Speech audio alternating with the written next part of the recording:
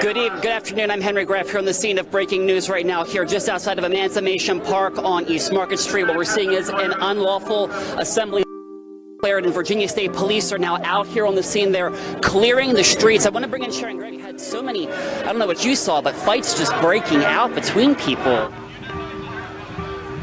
What you are seeing is video of a car plowing into a crowd of people in Charlottesville where police were dispersing the white nationalist protesters and the people fighting them. With several people sent flying into the air, we're not yet clear on the number or severity of the injuries.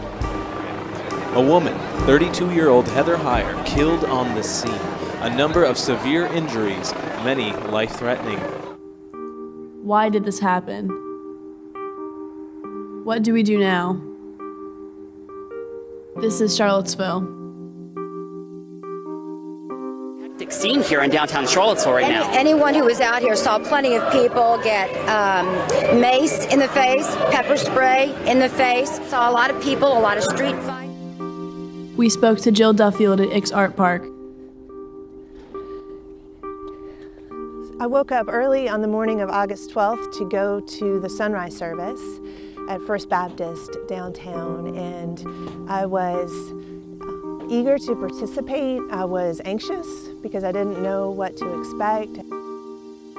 And I got to the Baptist church and the place was packed, and there was just a real spirit of unity and peace and an energy that we were going to show that love wins, and that this was a place of unity and peace and commitment to one another in the midst of diversity.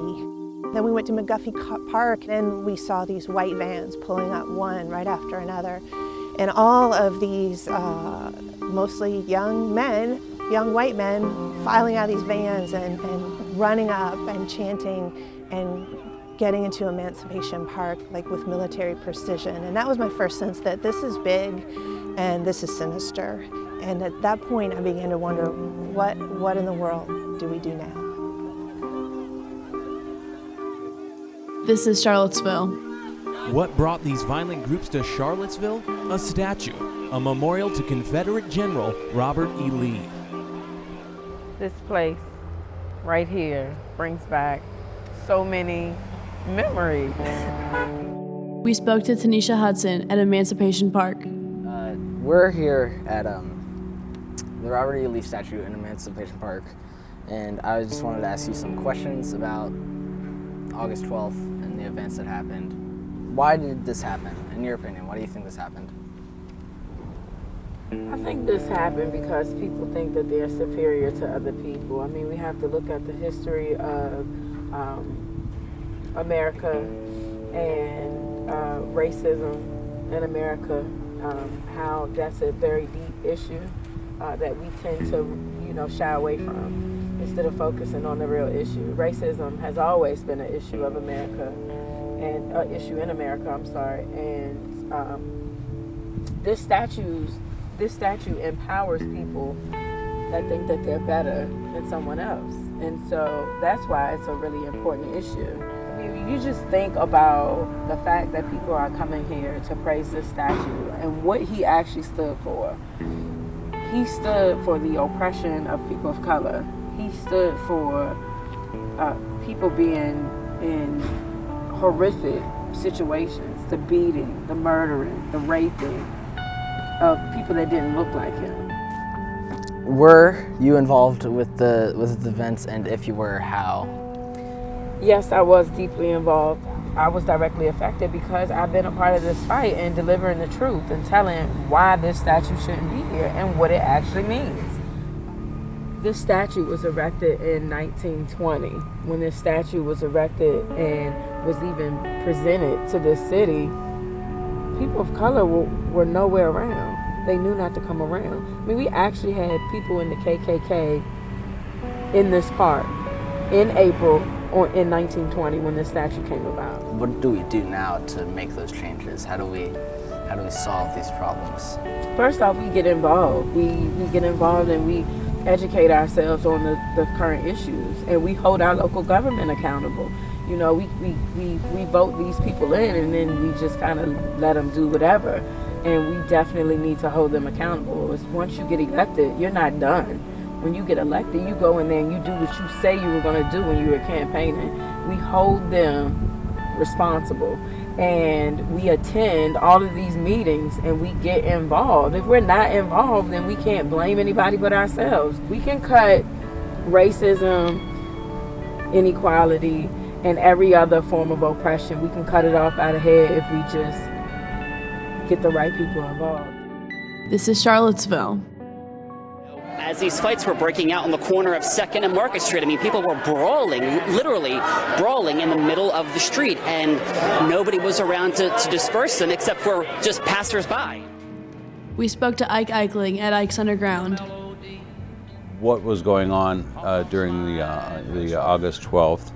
Of course, I mean, how could I not be over like by Lee Park? I guess Emancipation Park, if you will. And then came back here when there was kind of a lull in the day. And so, but for what it's worth, I know in terms of the day, I lived pretty rurally. I lived in the woods for a while, you know. So I mean, I'm not unfamiliar with. Heck, there was one time I lived with a Klan family, or actually a former Klan family. I was in the Air Force, and I was befriended. And when you're in the service and you're out of town, I was befriended by a family who said, "Oh, come on out for the weekend." And I was talking to his Lasser family, old tobacco farmers in North Carolina. And Big Warren, Little Warren, Big Warren says, "Yeah, I was given a Klan membership for my 18th birthday." He said, "I never really kind of used it, went there." But the fact is that living in kind of that world, it was very kind of enlightening. You know, he said, "Yeah, those guys are just a bunch of poor whites, losers and stuff." Well, this occurred right next to the murder. I picked this up right from where the murder occurred. Because you see, right back here, past the record room, I call this the record room, meaning records. You're doing a fine job, keep up the good work. You are the pride of tomorrow, the hope of a better future, the leaders in a new millennium. Yeah, okay. See, I was actually sitting back here, and see there's an alley over here? So I heard the commotion, and I ran back here, and there was a group of people, because that's 4th Street. Well, you can see actually still, you're looking down there, the markings on the wall, and I picked up that one sign down below there, and there was a bunch of folks coming this way, and I thought, oh man, is there guns being fired? And they said a car just ran through, and so I had some folks come in, and they, I guess, sought shelter. Yeah. One of the questions that we've been asking everybody else is, what should we do now? Your question was, where do we go from here? Love more. I think we're genetically predisposed towards loving, and both in our personal lives and our social organization, be they cave clans or village dwellers along the riverside, or large complex cities and nation states. Seek more love.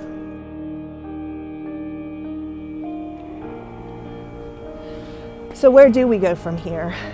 Well, wherever we go, we've got to go together. And I think we cannot ignore the complexity of our life together. And I think it's going to involve a lot of listening and trying to put ourselves in someone else's shoes, but know that we are committed to being in this community and in relationship with one another.